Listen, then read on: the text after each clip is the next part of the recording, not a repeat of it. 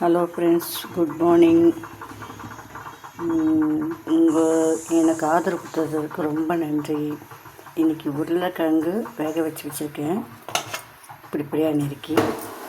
இப்போ நான் அதை ஃப்ரை பண்ண போகிறேன். அதாவது தக்காளி வெங்காயம் அரைச்சி வச்சுருக்கேன். 2 தக்காளி 1 வெங்காயம் போட்டு நைஸாக அரைச்சி வச்சுருக்கேன். இது கிரேவி மாதிரி பண்ணி அந்த உருளைக்கிழங்கை போட்டு ஃப்ரை பண்ண போகிறேன். அதுக்கு இப்போது கடாயில் கொஞ்சமாக ஒரு 2 ஸ்பூன் எண்ணெய் விட்டு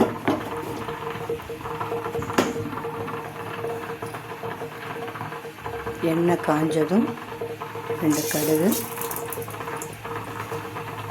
கொஞ்சம் ஜீரகம்,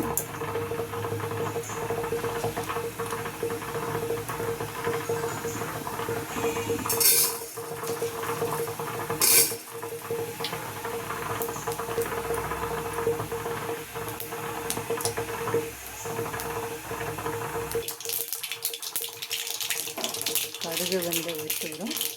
கொஞ்சம் கடலைப்பருப்பு, உளுத்தம்பருப்பு,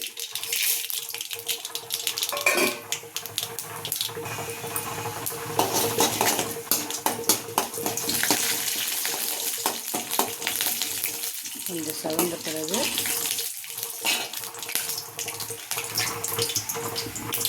அரைச்சி வச்ச விழுது இதில்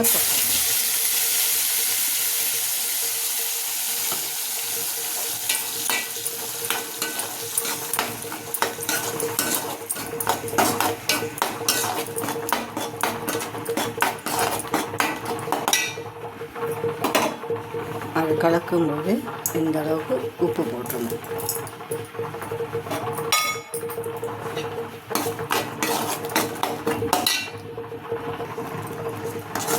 இந்த மாதிரி போட்டுருக்காங்க. கொஞ்சம் கொதிக்கும்.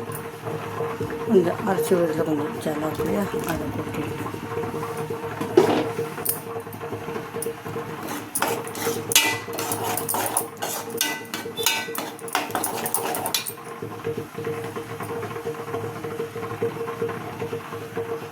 மஞ்சள் பொடி,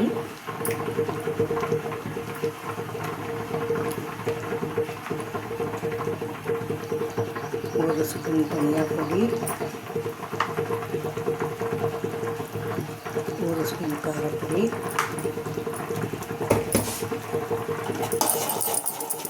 போட்டு கலக்கி கொதிக்க விடுங்க. பச்சை வாசனை போக நல்லா கொதிக்க விடுங்க. கலக்கி நல்லா கொதிக்கட்டும். அடுத்து நான் பண்ண போகிறது ஜீரா ரசம். அதாவது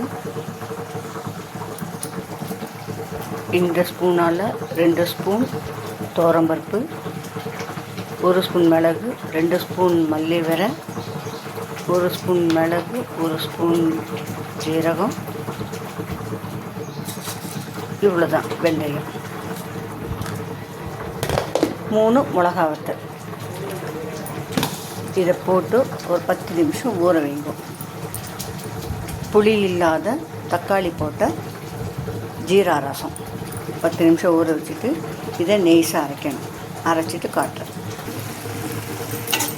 இந்த மாதிரி கிரேவி கெட்டியாகும்.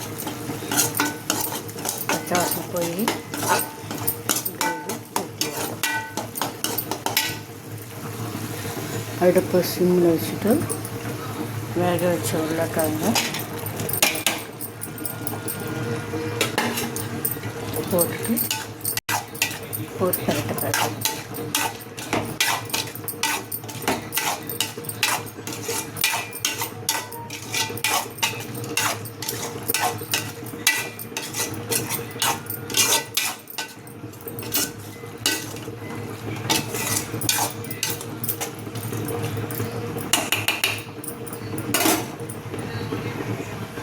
அடுப்பு இந்த மீடியமாக இப்படி இருக்கட்டும்.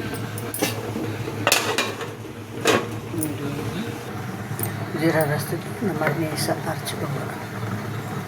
இந்த மாதிரி அரைச்சிக்கோங்க.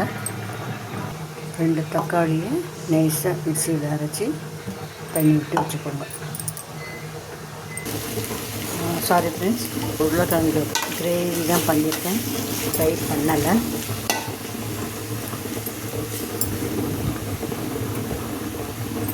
ஆயிடுச்சு உருளைக்கிழங்கு கிரேவி, ட்ரை கிரேவி.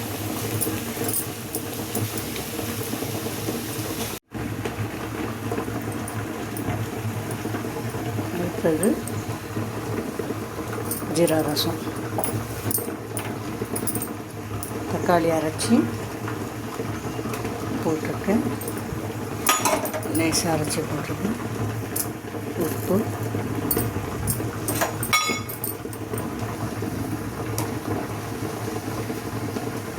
தூள், மஞ்சள் பொடி.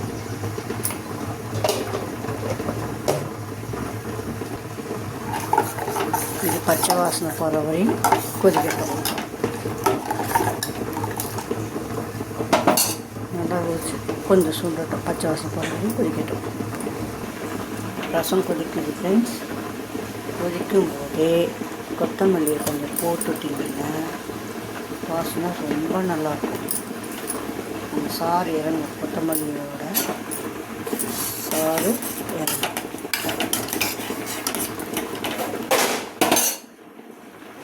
ஃப்ரெண்ட்ஸ், நல்லா கொஞ்சம் சுண்டி போச்சு. இப்போது நம்ம அரைச்சி வச்ச அந்த விழுதை இதில் கொட்டணும்.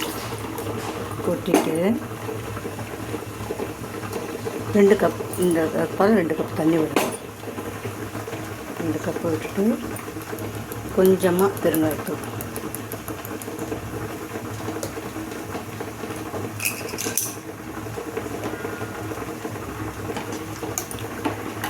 கலந்து விட்டுட்டோங்க.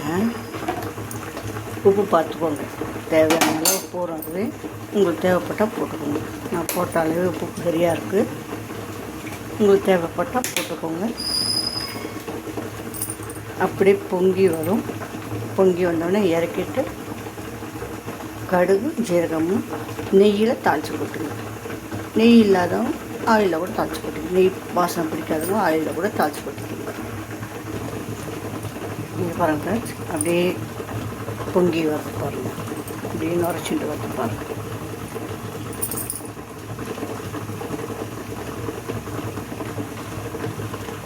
நுரைச்சி வரும்போது இறக்கி வச்சுட்டு நான் இன்றைக்கி நெய்யில் தாளித்து கொட்ட போகிறேன்.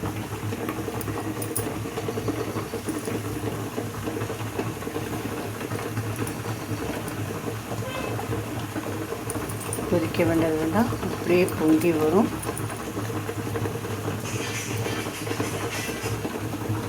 சைடெல்லாம் பொங்கி வருது பாருங்கள்.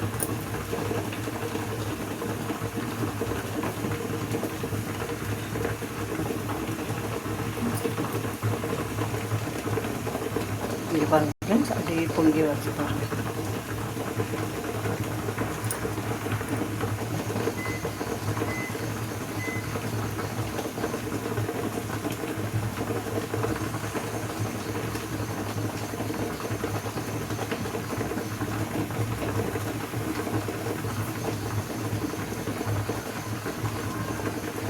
பொங்கி வரும்போது